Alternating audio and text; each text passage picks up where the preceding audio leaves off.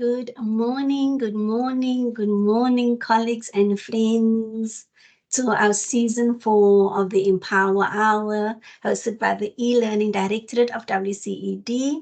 I'm Gafieza Ismail. I'm the Deputy Chief Education Specialist in e-culture. And today I am so excited that we have come to season 4. Welcome to 2024, everybody. How did time just fly? And we're already in season 4 of the Empower Hour.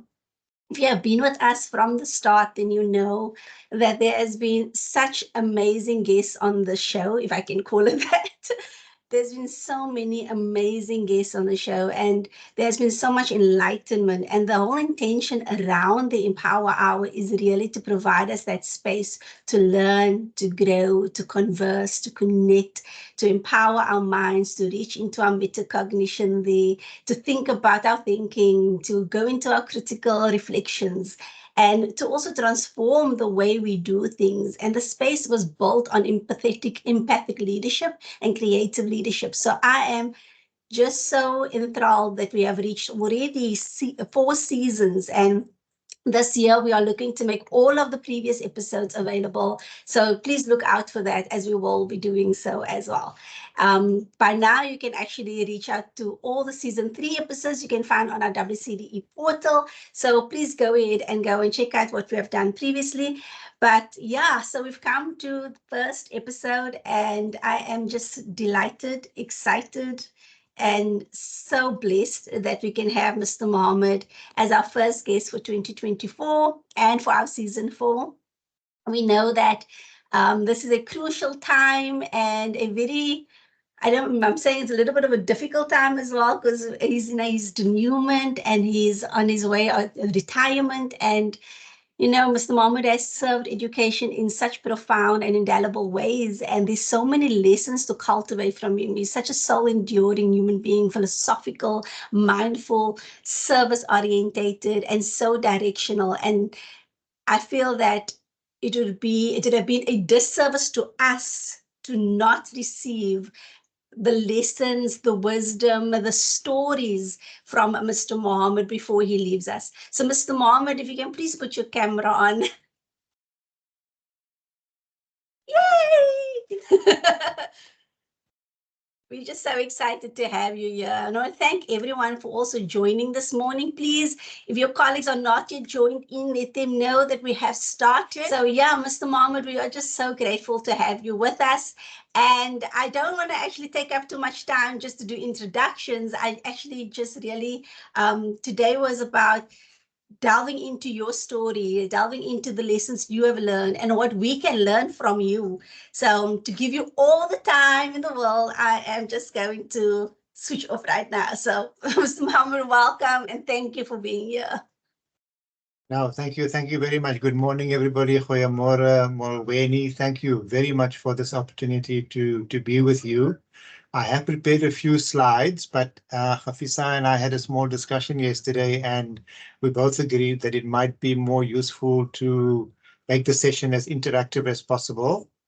So I'm going to bring up the slides because, otherwise, as one of my friends, I think is a leading author in teacher development, Andy Hargreaves used to say, many things go, but not anything goes. So let me just see if I can bring up the presentation or the slide. Just checking if it is on the screen. Yes, Mr. Mahomed, it is there. Okay. All right. So again, thank you very much for the opportunity. As you can see, the topic that was given was harvesting wisdom, lessons to cultivate in education leadership, and I'm going to focus on them in a moment, but maybe just by way of introduction again, just to thank Gafieza and team for the sessions as a whole, but also for the opportunity to share this with you. I'd like to congratulate each and every one of you. You might be surprised for me to be saying this, but I'd like to congratulate you for investing in your own development and willingness to share with others. As you know, we are working in a bureaucracy, and bureaucracies can become very stiff and tight. And one of the things I've really enjoyed in working in WCED is the regularity and prevalence of sessions like this one. As I was preparing, I came across this one yesterday. So one of the things I do is on my cell phone, I keep, a list of things on these internet sources. And this is the one that came up. It says, your purpose is not the thing you do. It is the thing that happens in others when you do what you do. And I thought that was very, very interesting because in a lot of the leadership literature recently, they speak about not just doing things technically well, not just being efficient, but being effective. And purpose comes up as a strong issue. What is your purpose in what you're doing? And the finding is that purpose-driven people tend to be more successful. But this comment by Dr. Leaf is saying it's just not, purposefulness is not just in the things that you do, but it's in what happens when you do the things that you do. Okay, then I also just, as Gafieza was saying, I'm about 5 weeks away from my last day in this phase of my life. And so I came across this particular one by the author Ritu Katuri. And this is what he said. Reaching milestones makes you think. They make you realize that what you've had, what you've lost, and what you've taken for granted. Okay, and that's exactly the experience I'm going through at the moment. So maybe let's just go and look at the title quickly.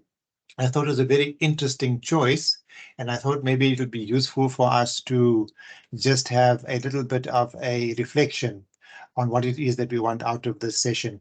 Please keep sending things in the chat box. I'd be more than happy for you to ask questions, make comments, and I'll try and respond to them as best as possible. So the language used in this title, I think, assists in co-creating today's engagement. And there are a couple of images that I saw in the title. So I'm just going to maybe pause for a bit and ask, does anybody spot any images in this in the title?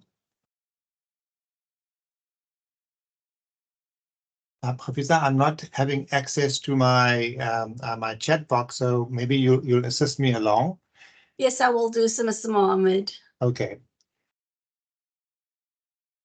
So as you can see on the screen, maybe I should do it this way. I've come across two. One is harvesting, which is the first word, and then in the second part of the title, cultivate. And Gafieza, I'm assuming you are the author of this title. What seems to have been at the back of your mind? Are you going to respond? Yeah, so obviously the whole concept of cultivation and farming and growth and all of that was very prevalent in this.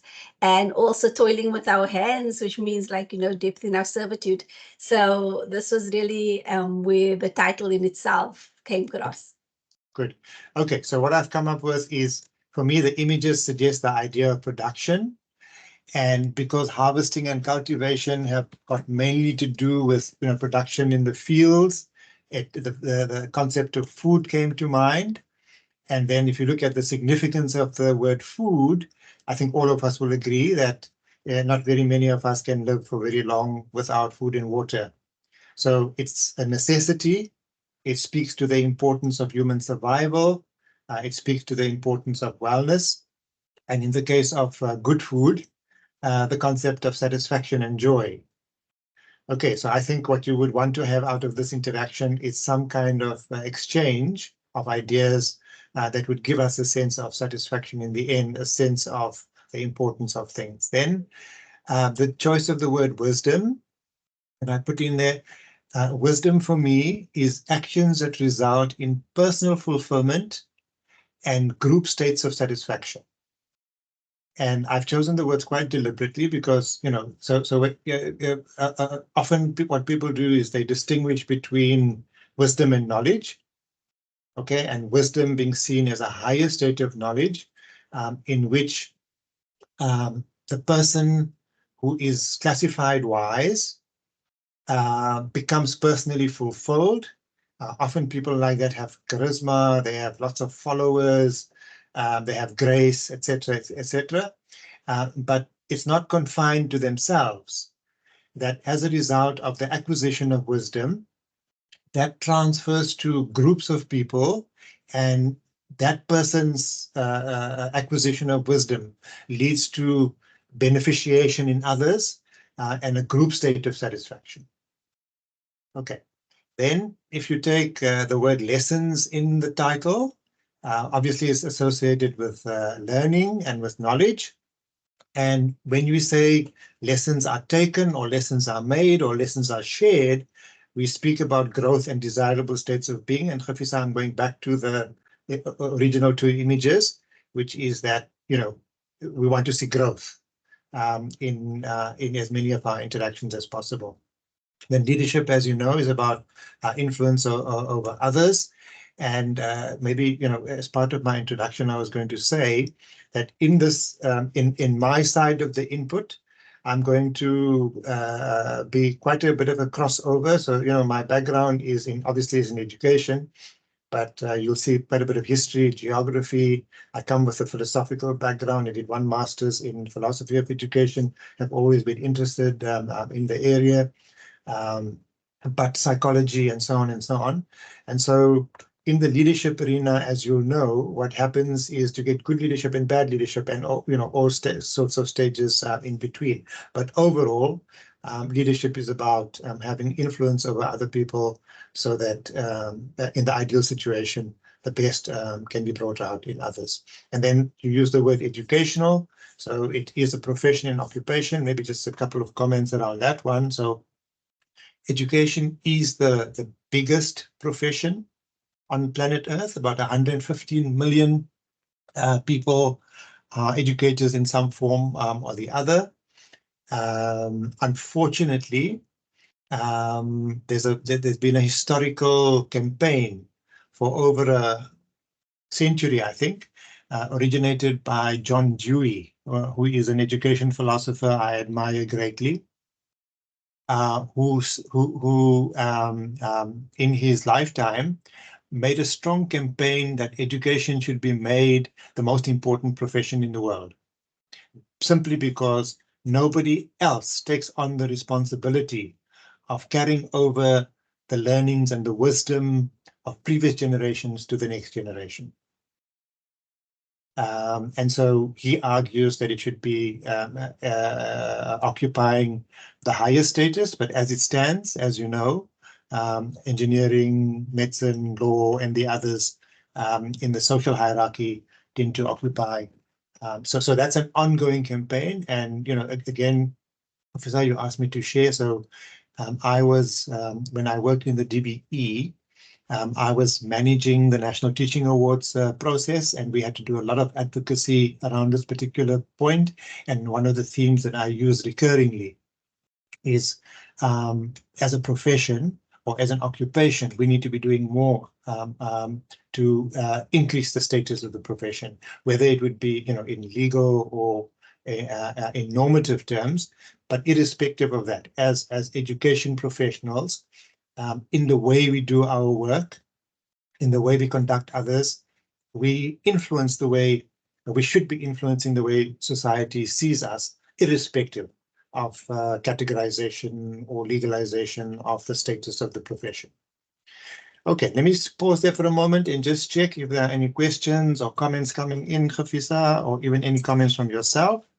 So, Mr. Mahomed, I did a little poll on the title. So the question was asked, what picture comes up with the title? So it was a word cloud that we created. And we had a few responses. The word growth was the most prominent response. Then we also had a word like water, fertile, nurture, nourishment, mindfulness, provision, gathering, flourish, trust, lushness, life force, transformation, and abundance. So those words also came through from our colleagues today, that what the title in itself cultivated in their thinking. Excellent, excellent. So in relation to the topic of leadership, you know, I mean, ideally what you would want is for leaders to have that kind of mindset and heart set. You know, that whatever you do, you try and get as much flourishing to happen around you as possible. Okay, I'm going to move Absolutely. on. Sure. Sorry. No, Okay. no, no. I said absolutely. Okay. All right. So one choice that I made is to choose my life threads. So it's a bit of a long story, and I think I could end up with a novel and probably, and maybe just a slight adjustment on the word that you used, Gafieza. We're speaking about rewirement, not retirement. In other words, you're moving on to another, obviously significant phase of your life. But we want to encourage people to think that your life doesn't end at the point at which your formal employment ends. Unfortunately, for many people, it's very difficult. The economic environment is also not very friendly for people to continue to work after they've reached retirement age. So there are four main threads, and just again, as I said, I'm going to do a lot of cross-referencing. As an author, I came across in the last 20 years of my life, and this also happened by sheer coincidence. I think I was at a library somewhere, and this book just caught my eye. I forget the name of the book now, but maybe it'll come back to me just now. But since then, I've read quite a few of his books. And he says there are connecting threads to all the phases of our lives. Okay, and as you'll see, when I do the description, I've identified that there are connecting threads.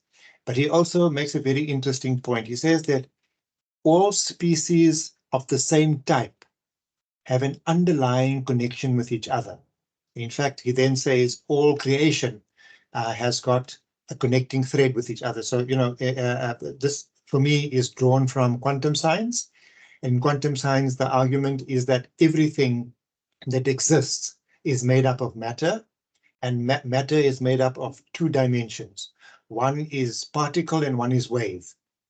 And so reality is always a combination of the solid and the unsolid, or the ethereal. And so everything is connected to everything else. And the more we're able to recognize that, the better we will have an understanding of life and also an experience of life. So a lot of people are saying stress and burnout happens because human beings over the industrial revolutions that we've experienced have lost connection with nature.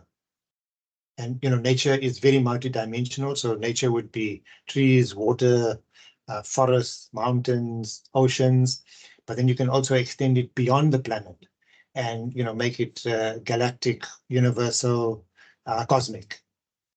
And if you study the movements of the sun and the moon and astronomy, astrology, all of those kinds of things, you'll see there's an immense amount of knowledge and wisdom to be acquired through all of those phases. Okay, I also just want to say, one of the points he makes is that if you take the human species, we are all part of the same interconnected soul. So all of us have got the same challenges, just each one of us has a different form of the same set of challenges. So when I go through what I'm saying here, what I'm going to be saying, sharing about some of the life threads that I've gone through, you might see yourself. I think, everybody goes through some of those kinds of things. So at the point of birth, the first thing that happens, you come out screaming and shouting because you're moving from one very critical dimension to another. And, some authors that I've come across liken it to you moving, so your movement from the womb is from one form of existence to another, but the form of existence is, even the womb resembles the shape of the earth. So you're moving from one sphere to the other, and then you move from maternal womb to the earthly womb. And your source of providence then becomes the sun, the oceans, the rivers, the earth, and so on and so on. But immediately you get born, you enter into a period of socialization. And each one of us goes through our own specific form, but there are generic forms that connect all of our experiences in some form or the other, and I'll touch on it in a moment. Then, as we grow up, all of us go into learning. Majority of people on the earth in current time go into the schooling system pre the existence of schools. You generally ended up in learning the production activities that the family or the community that you grew up in is learning. And then we go into employment. And then in my case, civic and community participation, but I'm sure each one of us has been, is, and I would encourage you to be involved in some form of civic or community participation, because as society evolved over time, from small little groups, we ended up into tribes and then into states, countries, and so on and so on.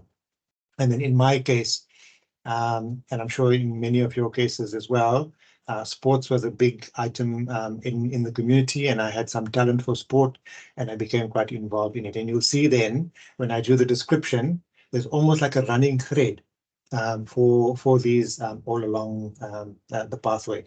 Officer, I'm just checking if I should pause for a moment. Any questions, comments? None, no questions at this moment, Mr. Mahomed. Okay, all right.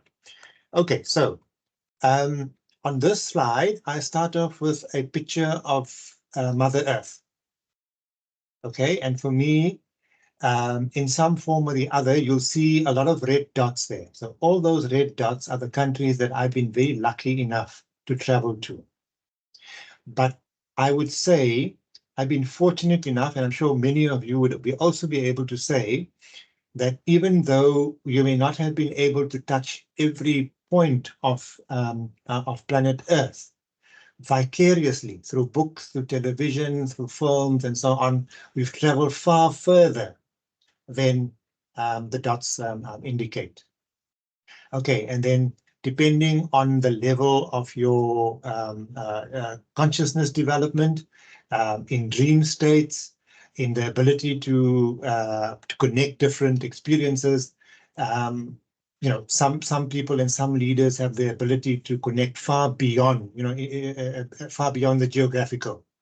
You're able to sometimes, if you are an evolved being, you are able to connect with past generations, and some people are even able to connect into the future.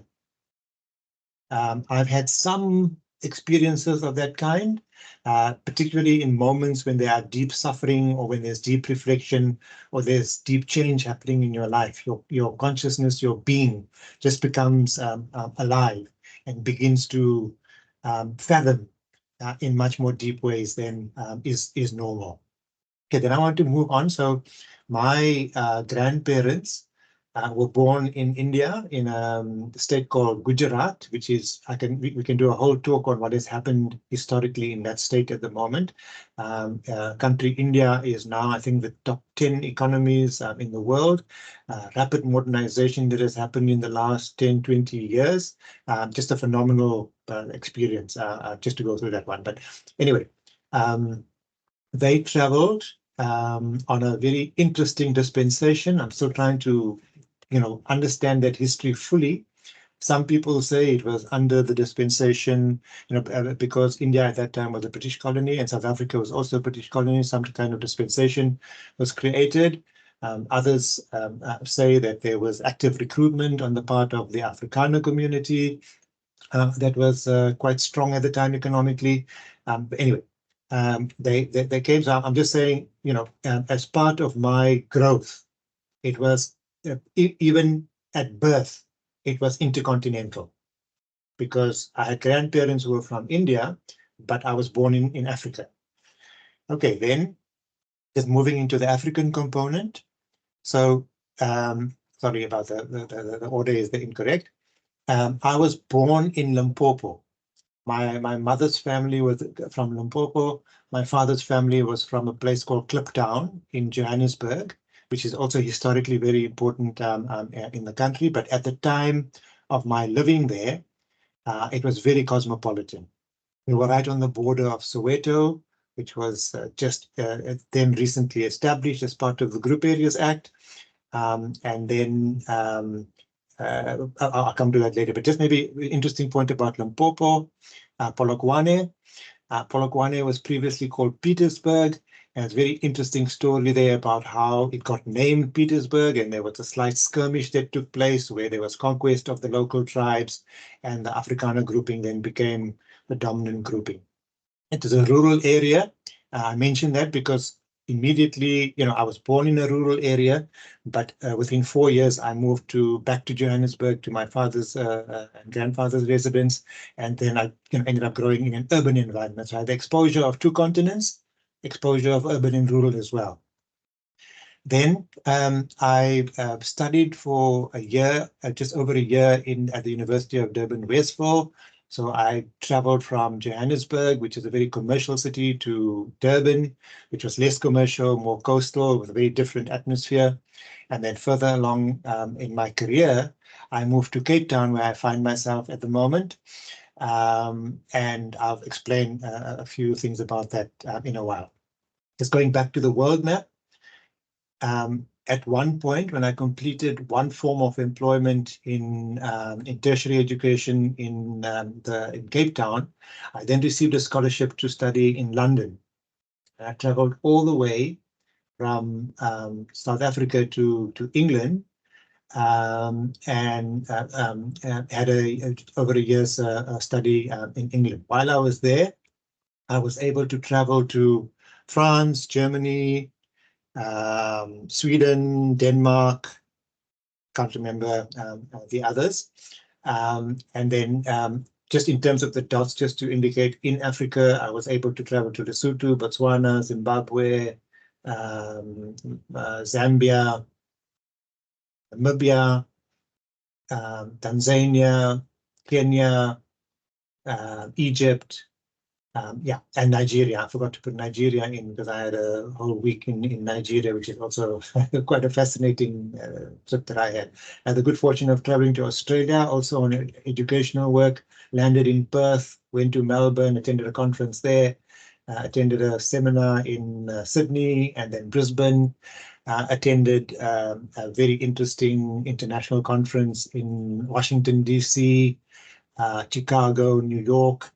And then at the invitation of the Canadian government, spent 2 or 3 weeks in the province of Alberta in Canada. Also stopped over in Brazil on my way to also an education conference in Santiago. So just to say, the importance of this from my point of view will be illustrated as I go further along. So I was born in 1958, as I mentioned. In 1962, family decided to move back to Kliptown. Kliptown, as you know, is the place where the Freedom Charter was drawn up.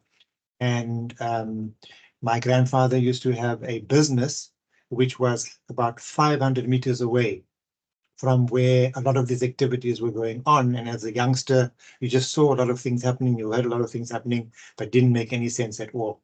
1966, as a result of application of Group Areas Act, we were then moved into the Indians only area of Lenasia, and that's where I grew up through my schooling career and spent quite a number of years teaching in there as well. Okay, just a point about the dates. So just want to ask the question, in which industrial revolution was 1958? Can anybody guess or venture an answer? You're calling out the historical insights here, sir. Yes. As I said, I'm going to be interdisciplinary. So 1958, which industrial revolution? Okay, so according to the quick further check, because I've done a little bit of homework on this before, is in 1969 is when the third industrial revolution, which was the electronic and nuclear revolution, took place, which means that I was born in the second industrial revolution. But what I can tell you is that because South Africa at that time was not highly developed, it was somewhere between the pre-industrial, the industrial, the first and the second industrial. I saw a lot of components of that. I mean, I can just tell stories about the changes in the nature of cars, no television sets when I was born, We lived by radio and the imagination that stimulated. No cell phones, as you know, no computers, etc., etc. Okay, so a colleague of mine was just pointing out that my generation has actually lived through 4 industrial revolutions and is stepping into the 5th. And maybe the lesson from there, the leadership lesson from there is adaptation to change. Okay, I can say much more, but I'm going to move on. So just for me, I just put in there, trying to make sense and generalize out of the information I put forward. I think I was born into a context of globalization, diversity. I was born into an Eastern environment. I'm born in Africa, but growing up in a learning institutional environment, which is predominantly European. Okay, and then as I said, the huge changes, the 3 industrial revolutions. And then I will share some aspects of my life story, which I'm sure many of you have also had, elders in the family dying early, lots of economic challenges. But despite that, you can see I've been very fortunate to travel very widely. I've never had the budget. I would never on my own have had the budget to travel to all the places that but as a result of the involvement in my work, I've been able to have that good fortune. So I'm very grateful. Okay, schooling. Move through this quickly. I attended a school called the First Primary School in Malaysia, 1964 to 1968. And then what was happening in the areas that were being created at that time under Group Areas Act. I'm sure the same happened here in Cape Town when people were moved from District 6 to the Cape Flats. Initially, there were owner-built homes. There were very few. And then the council started building homes. And our family then was able was lucky enough to get a council home. So in 1968, we moved to another part of Lenasia, and I had to change schools. Okay, but just to say that, so I went to a school called Progress Primary School. I was a prefect at the school. I was a captain of the school soccer team. And I just put in there, I've been trying to work out why I'm so attracted to Cape Town. In that year, in 1969 or 1970, my late father brought us on a holiday. I think it was the only holiday, long distance holiday that we ever had as a family, could afford as a family. And the holiday happened to be in Cape Town. And so I have very vivid memories of the slower pace of Cape Town, the absolutely stunning beauty, the friendliness of the people. We were hosted by a family here in Woodstock. I still remember the place vividly. I drive past it now and again, just, to keep the memory connected. I moved on to a school called Lenasia High School, which has produced some very famous people, members of parliament, people in different professions. I was a prefect at the school. I was the captain of the school soccer team. I was also captain of my local soccer club. But just as a matter of interest, in 1971, when I was in the old standard 6th grade 8, my grandfather passed away. The importance of that was that he was the anchor of the family. And a couple of years later, my father passed away when I was in grade 11. And obviously, I'm sure you can see the lesson of that. As the eldest of the family, immediately responsibility came to me. We had some excellent English and maths teachers. My maths teacher's son is the Dr. Madi, who played quite a strong role in the COVID-19 processes. He was a very, very dedicated teacher, very, very intelligent. And I owe a lot to him because one day we were just sitting and doing some work, and he said to me, Haroon, I think you've got uncanny ability. And that statement just stuck through me throughout my life in difficult moments when people weren't recognizing, the talent that I think I have, etc., etc. But the English teachers we had encouraged us to read enormously. So we were reading Joseph Conrad and, some of the really heavy authors in Standard 8, Standard 9, grade 10 and 11 already. And I did a lot of essay writing. But maybe also just an interesting memory for me was that I remember when I was called up to do my first speech in grade 10, I absolutely refused to deliver the speech because I was so shy. and I remind my siblings about the journey of evolution that I've had, where I can address thousands of people without much difficulty at current time. Okay, so you can see from an early age, I was exposed to leadership roles, and I think those leadership roles from an early age have assisted in performing leadership roles at this point in time. Then also, I'm sure many of you will have had this experience directly and indirectly, but grief is something that is very, very difficult to deal with. I still have instances of grief around particularly the loss of my father. When it comes to the annual Eid celebration, which we do in our family, almost invariably I break down with in tears. So it takes a long time to overcome those. Then in terms of learning skills, as you can see, I was very lucky to have exposure to good academic background. And also in this period, I was very lucky that on Saturday mornings, I was asked to do work in my grandfather's business. And after he passed away, there were other elders in the family who asked us to sometimes after school assist in the work environment. Okay, I'm going to move a little bit faster just to say then when I finished matric, I went to University of Durban, Westville. I was captain of the residence soccer team there as well. And yeah, just to say that I had a clash with I think it was the history lecturer. I wrote an essay on nationalism, and I used a lot of my own phrases. And the lecturer gave me a failing mark. And I went back and I said to her, this is my original writing, and they couldn't believe it. And later on, some of the work that I've done, I've been able to do quite a fair amount of, in inverted commas, original writing. I do have a small, I think, and I've been told, a small level of talent in that particular area.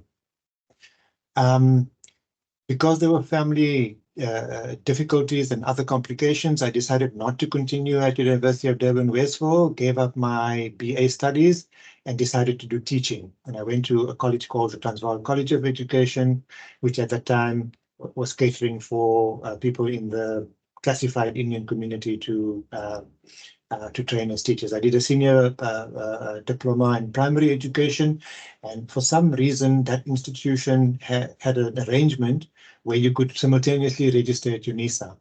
So I registered at UNISA for the BA, continued with the BA degree. I was captain of the soccer college team, but a group of our students developed a project called Time to Learn. That project was a voluntary project where we offered tuition to learners who could not be registered by the identity system, the registration system of the time, because they were born of mixed parentage. And so we facilitated, registration. We campaigned for them to be registered. And then because they couldn't be registered, they couldn't go to school. So we ran effectively a school for them. And we ran that on a Monday and a Wednesday evening. Many of these children didn't have space in their homes to do homework. So we provided a homework facility as well. And often activities were then done on a Saturday during the holidays and so on. And eventually that program expanded to the point where we invited learners from the surrounding areas, the so-called colored areas, so-called black areas, Soweto, Alrado Park. And, the roots of my involvement in seeing South Africa as a non-racial society began in that process. At the end of 1977, some of you may remember what happened was that some of the newspapers in South Africa were banned. Steve Biko died in detention, and I was a member of the SRC, and we embarked on a couple of protest actions. And at the end of that year, about 13 of us were given termination letters. So I then went into the formal employment environment. In 1978, I worked as a sales clerk, continued my studies at UNISA. And then because I didn't like that environment, just maybe from an environmental point of view, you left home when it was dark in winter. You came home when it was dark, so you saw no sunshine at all. On a Saturday morning, I used to sit outside in the sun just to get vitamin D. I didn't like it, so then somebody approached me to say there's a vacancy at a school in the south of Gauteng, Vereeniging area, Indian area called Roshni, and I decided to take on a temporary teacher's job there. Salary was 120 Rand a month. My transport costs were 90 Rand a month. So I brought 30 Rand a month home, being the breadwinner in the home.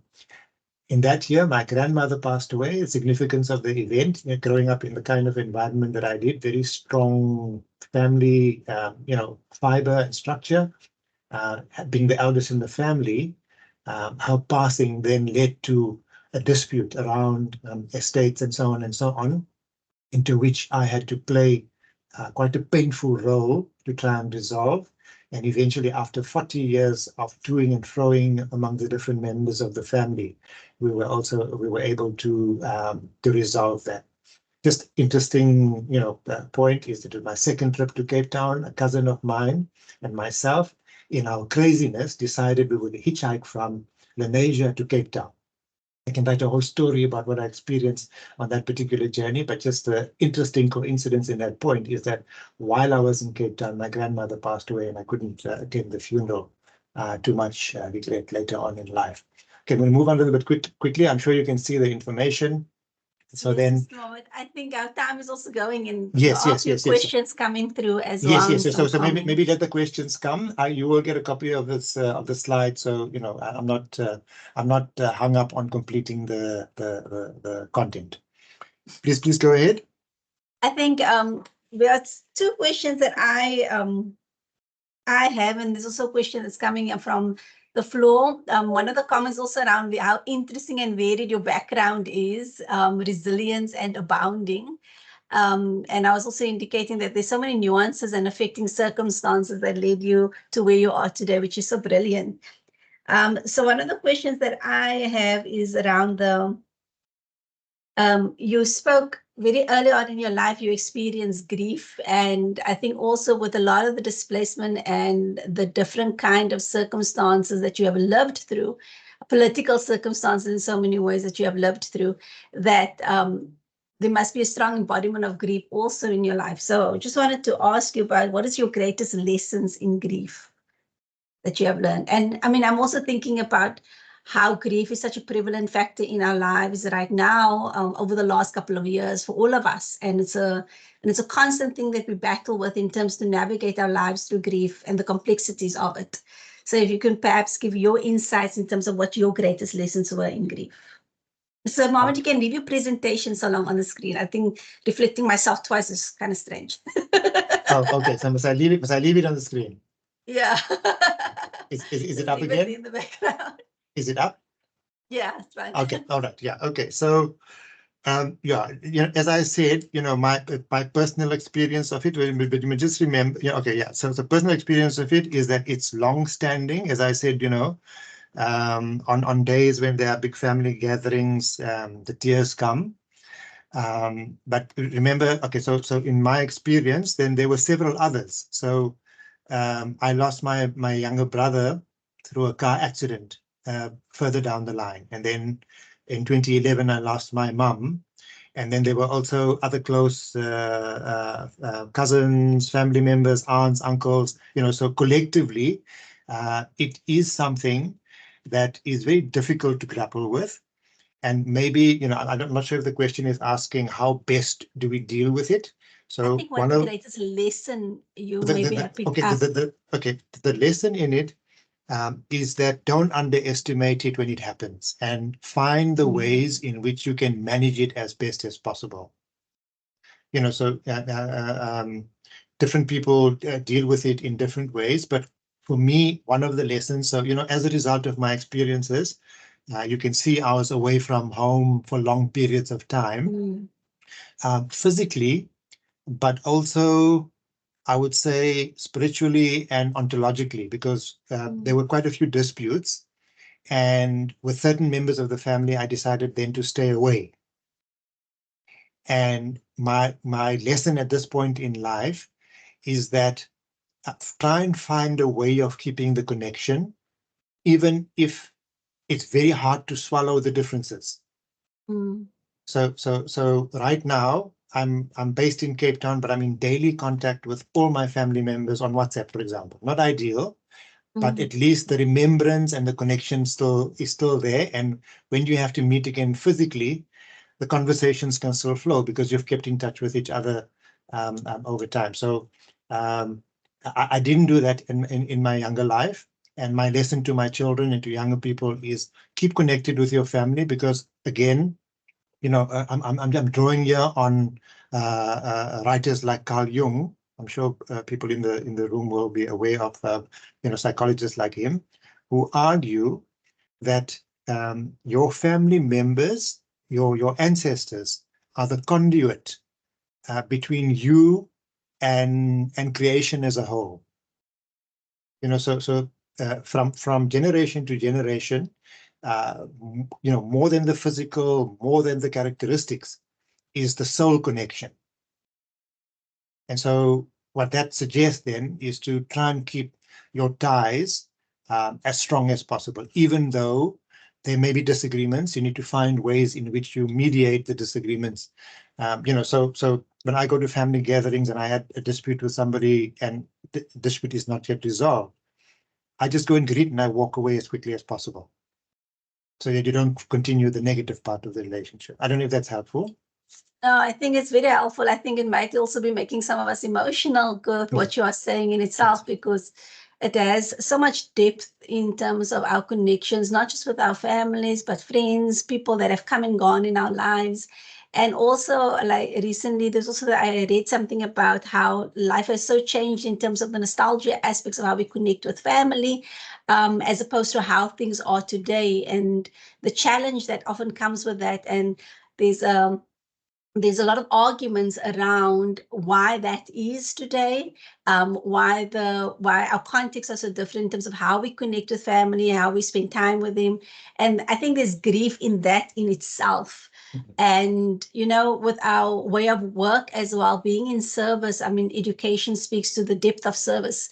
And being in service, I think we often experience that, not just experience grief, not just in our own personal lives, but also in the professional life as well, as we witness so many comings and goings and so much deaths within the system itself. So and also the social economic struggles that we are presented with on a daily basis and the challenges out there.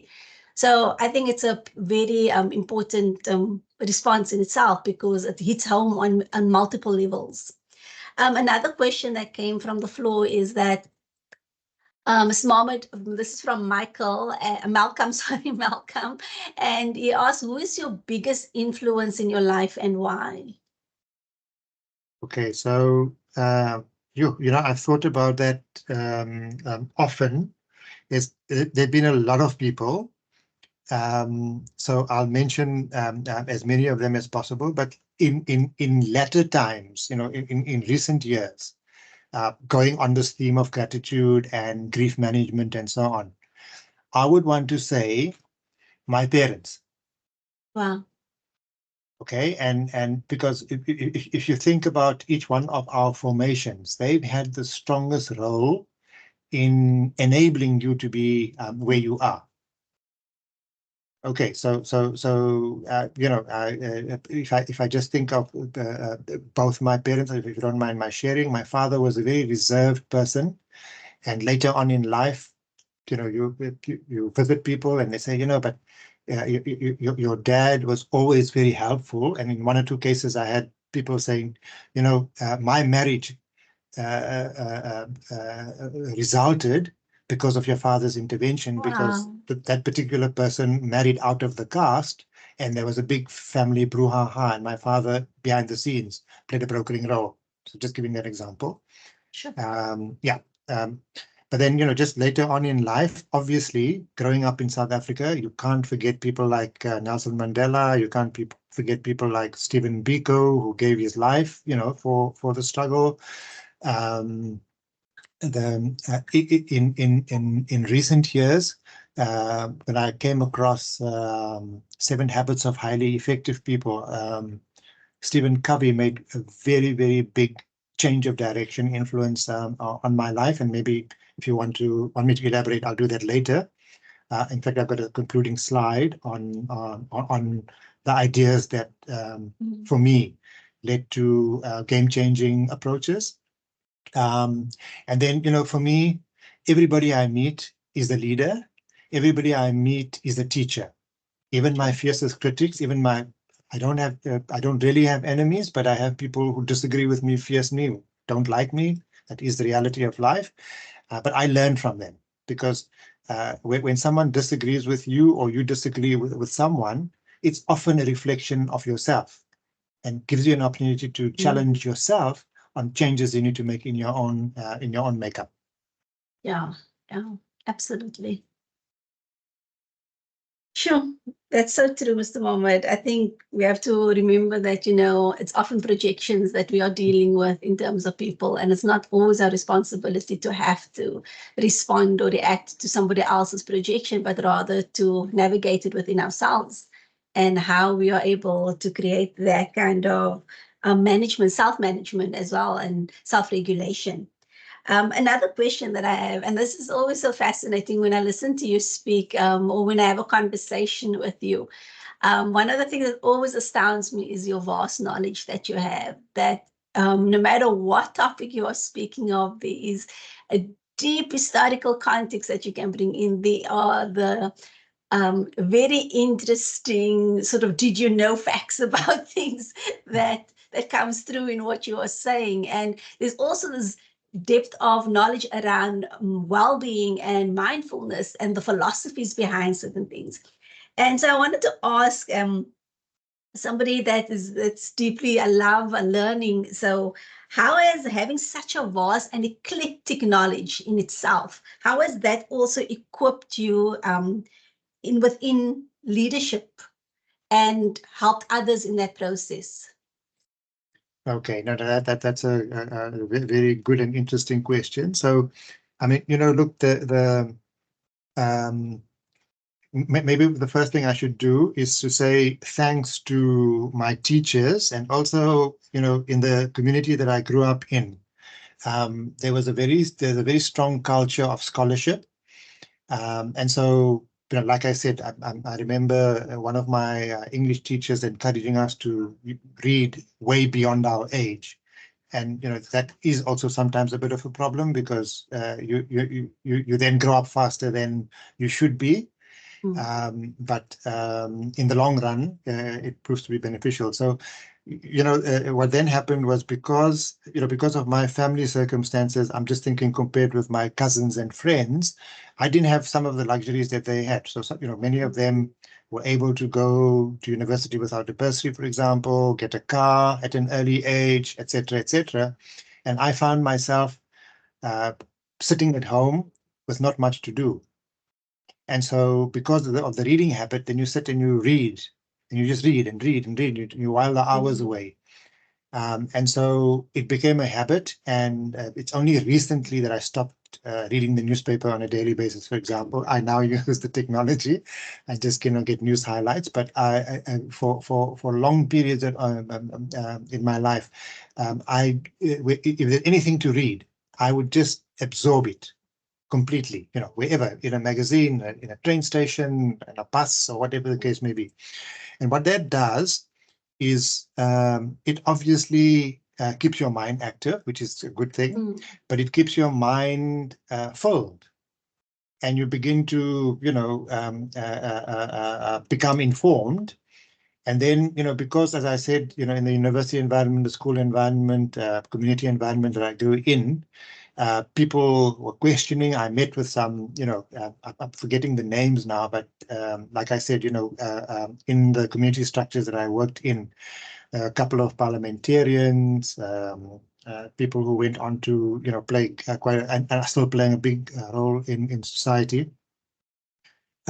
You begin to ask yourself, how do I survive in that kind of environment where people are so enlightened, they're well read, well connected, have traveled extensively, have wide experience, and so on. So I'm just saying, being informed and being able to connect different ideas. And, I'm just following, Jerome Bruner now, on those different stages of knowledge. So you can have a fact, but are you able to interpret the fact in a way in which new knowledge is created, or new and fresh meanings are acquired? You as an English teacher, Professor, will know what I'm talking about. And if you pay sufficient attention to the way language is constructed, like we did with the title of this talk, you can unfurl further and vaster realms of knowledge and understanding that makes life more meaningful and interesting and exciting.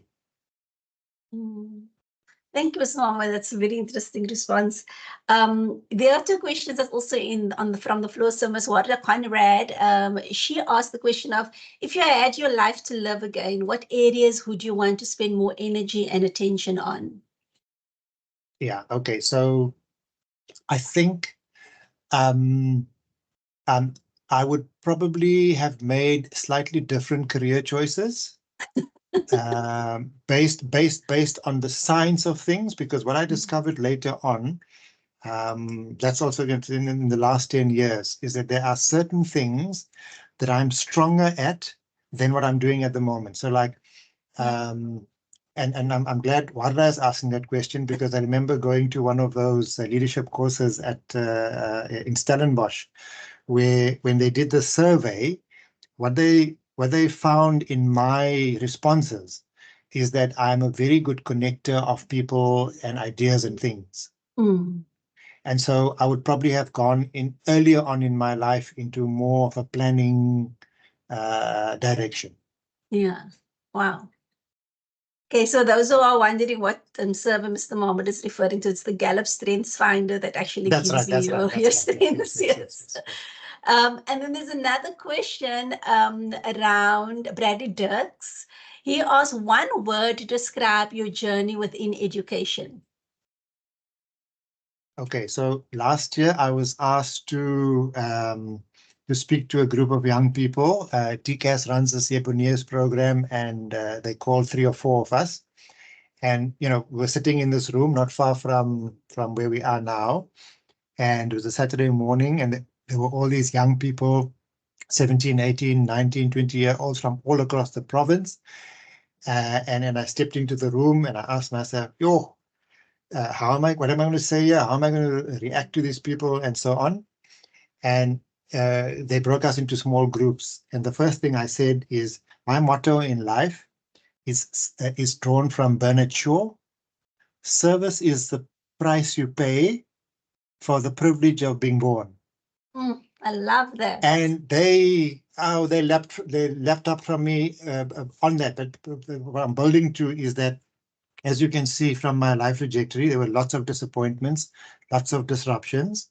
And the one thing I kept doing is I just kept saying to myself, if I am able to show up and perform to the best of my ability, how many thousand people would benefit from what I am doing? Wow.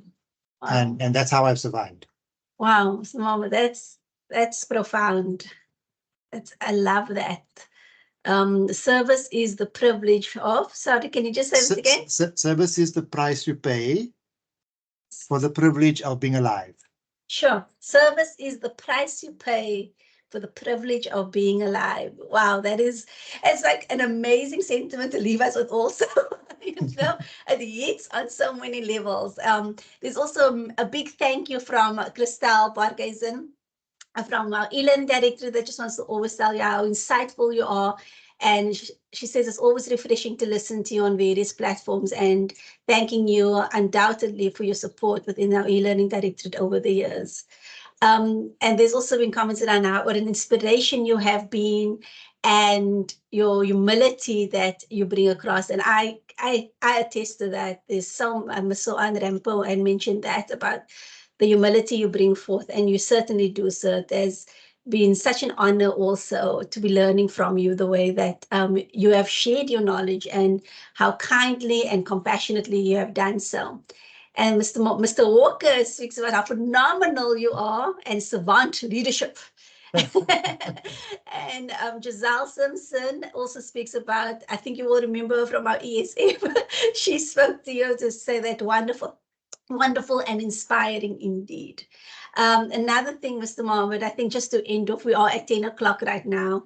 There's just two things I'd want to ask you is that the first is around, if you could just give us a little bit, one line of guidance in terms of how do you, because you're a very impassioned being, you're one of the most directed and really when you have your mind on something you just see the vision of how to get there, and it's so enriching and it's so powerful. Ms. Barbara, you can stop sharing the screen if you don't mind.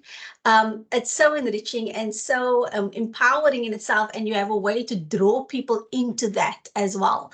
And so, however, on the other end, also with all that urgency that you are able to bring forth, you are also able to bring that sense of mindfulness and well-being and self-care and self-love, because at the root of it, knowing ourselves is core to fulfilling our purpose and being in service of others.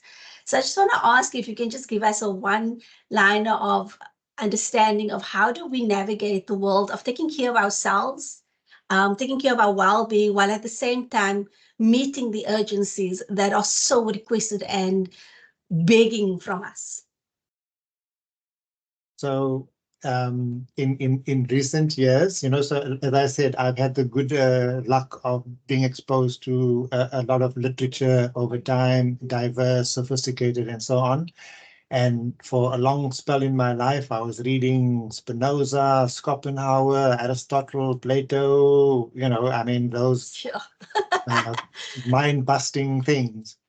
And at the end of it all, in recent times, some of the authors that I've been reading say the following: the happiest people in the world are those who serve others. Oh, so it really comes down to service is joy, as Khalil Gibran says, eh? Yes, and obviously it does involve, another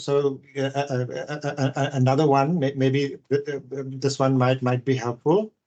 The quality of your intention on the object of attention brings about the time, space, outcome intended. Wow. The quality of intention, in other words, whenever you do something, try and purify your intention to the greatest possible level. So, since you're sharing it, and for a long period in my life, I operated mainly on the brain. So the brain worked. You were able to draw up all these fantastic spreadsheets and plans and whatever the case may be. And then later on, what I've learned is the better computer than the brain is the heart. Yeah, absolutely. So if you can make the heart your computer and your brain your engine, then all kinds of magic happens.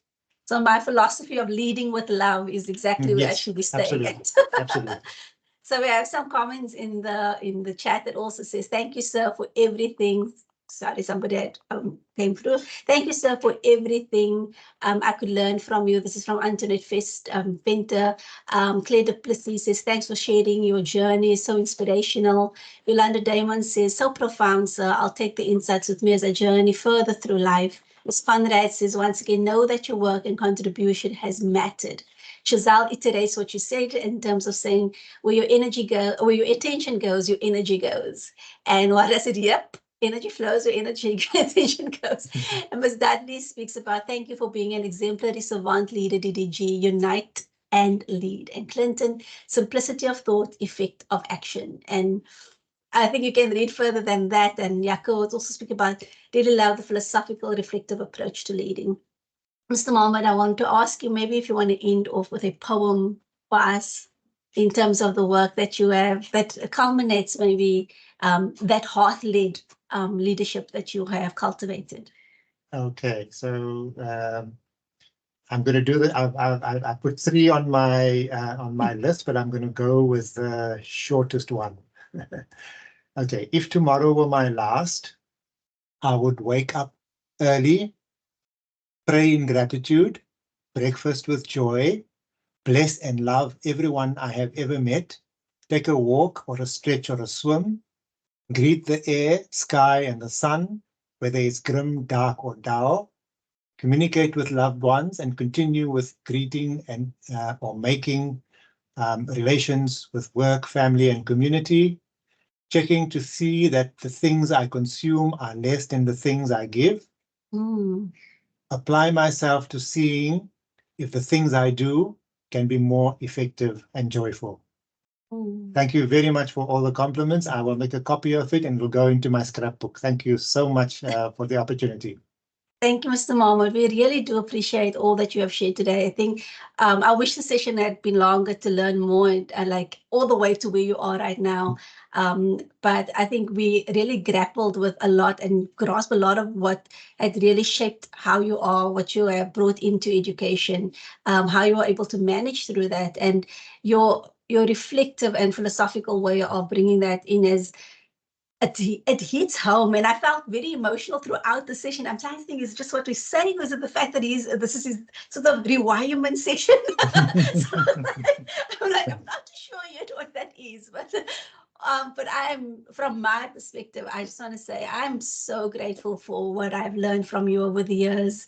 And it's not even been that long. It's been like 6-7 years that I was been able to be blessed to learn from you, and the what you have brought forth, and someone mentioned earlier the humility you bring to education and service, and never ever, and I've, like, in terms of the hierarchical thinking, never have you brought that across in terms of how we approach service, how we approach our purpose. It was always driving from the set of intention and moving forward from that space. And I think that in itself is a gift, because it brings the responsibility and the accountability back to oneself in terms of what is your input, what is your part in all of this. So thank you, sir. This has been such an enlightening experience, and learning from you as well. To know your story, to know you as a child, and coming into that you've lived through all of these industries in itself. And, we're just thinking that we're cool because we've gone through, like, playing outside and our computers, but you've seen it all. So, it's just so fascinating to also understand where all of your thoughts come from and how vast that knowledge has grown over the years, and the circumstance that led to actually bringing yourself into that space of knowledge and effective leadership. So we are so blessed and so thankful. I'll make a point to send you these comments once again, because I think it's so imperative for you also to hold to this, because there's such a depth to it. Mr. August says, yeah, thank you, Gafieza, for the focus. Oh, sorry, that's for me. Humble father of curriculum branch, he calls you. And Portia says, within the heart of a servant leader lies the unyielding commitment to uplift, to support, and to empower. They do not measure success by personal gain, but by the growth and well-being of those they serve. In their actions, they embody the true essence of leadership, where compassion and dedication ignite lasting change. Go well, DDG. So with those beautiful words that Portia Smith had given us, I'm going to say thank you, Mr. Mahomed, once again. Is there any final words you wish to say? No, just a deep, deep, deep thanks, and wish every one of you best in your continuing futures. The education environment is very difficult. Sometimes you feel, unrewarded. There's a lot of frustration along the way. But as I said, the gratitude is, if you're doing your work well, somebody benefits, and the more you can, the more you can do that benefits as many around you, the better it makes it for everyone else. And as I said, what then happens is, when you see others around you benefiting from what you're doing, you yourself become gratified. Yes. And we can have a whole session on different states of happiness. But as I said, the greatest happiness I've seen in my own life and also in the life of others is when you genuinely and truly give in circumstances which constantly countermand that.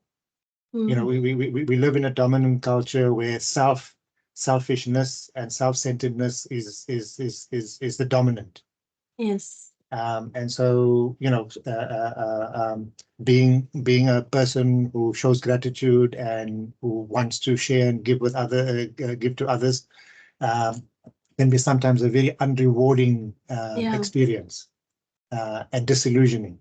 Yes. But in the end, my experience of it, in the end, despite the setbacks, despite the suffering, you just keep soldiering on and it becomes rewarding in the end. But thanks so much. I really, Absolutely. really appreciate the opportunity. Thank you, sir.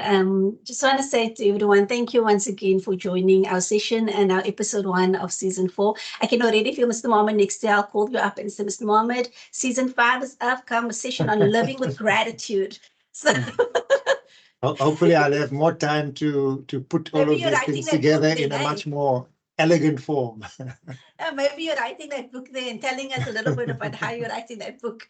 So, so yes, so thank you to everyone for joining this morning. It was such a wonderful and heart-leading session. And I want to thank you again, Mr. Mohammed, for all that you have done, all that you do, and all that you continue to do. And we wish you everything of the best. And this is not the end of your Yes. your requirement, but this is the episode of the Empower Hour. So we just want to say thank you to you once again. And we really pray for you to live in spontaneous joy, to find the deeper depths of service within that joy, and to find new purpose and new direction that also eventually ripples into our spaces once again. And we're sure to see you around. Yes, I will be. I will be. Okay. Thank We you. don't even doubt that. We know we're going to see you around in the education space. So, yes, so thank you. And thank you to everyone for joining. And please do not forget to register for the session for Empower Hour. I will place it into the chat once more if you have forgotten to do so. And yeah, so have a blessed weekend, everybody. Take care of yourselves and also just lead from love, everyone. Lead from love and remember to go where your intention goes. So thank you very much and bye bye. Bye bye. Bye bye, everyone.